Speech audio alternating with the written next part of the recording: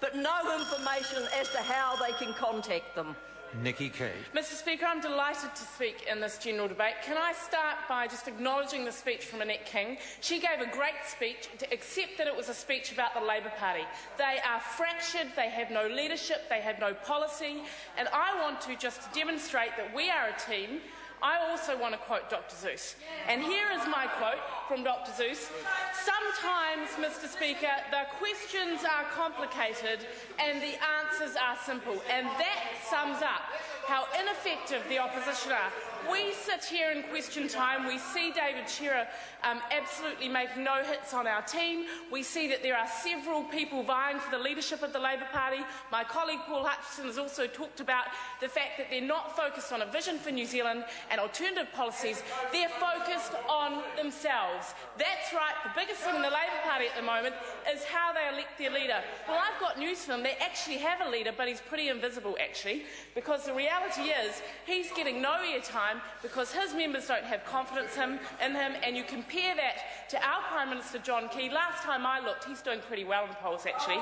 I also want to say, Mr Speaker, that the big difference between us and that side of the House is that we have policy and a good record. In the area of education, I am Chair of Education and Science Select Committee.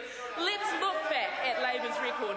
And the reason I want to address Annette King's comments, the reason we want to talk about Labour is because actually the record and the comparison is appalling. Labour's record was appalling. Here are some interesting facts for you, Mr Speaker. Under 9 years of Labour, they ignored the fact that 1 in 5 children leaving school without basic skills.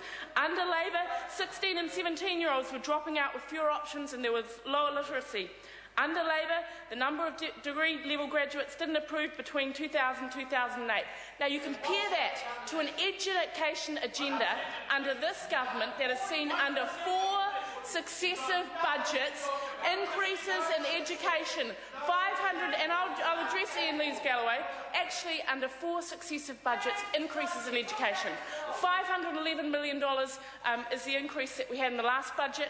We have seen significant investments in some of our most disadvantaged children. So, for instance, we've seen significant investments through the budget in terms of Maori and Pacific Island participation in early childhood education. We're also focused on ensuring that we have good data for parents and teachers around how their kids are doing. That's about national standards. That's also about ensuring that we have targeted programs for those kids who, under that last administration, didn't come out of our school system with basic NCEA qualifications. That's why we're investing in Youth Guarantee. We are putting 12,930 more Youth Guarantee places, and I have personally visited and met many of those kids that are going through that program. We are also incredibly focused on ensuring that we have reform of our tertiary education system. So that's about acknowledging we spend a huge amount on student support, but not enough on research. We also have a huge number of qualifications in this country, so we are reducing the number of qualifications from 6,000 to 1,200. That means that when our New Zealand students go across the world or come back to New Zealand and study here, employers can recognise what their qualifications are in a meaningful way. And, Mr Speaker, we are focused on modernising our school system to ensure that our kids are some of the most digitally literate in the world.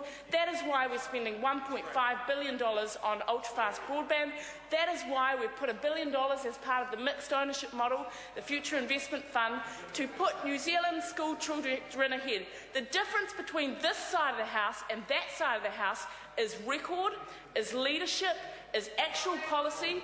That's why New Zealanders are still supporting National in droves, and that is the difference between that side of the House and this side of the House. We have record, we have policy, and we have leadership.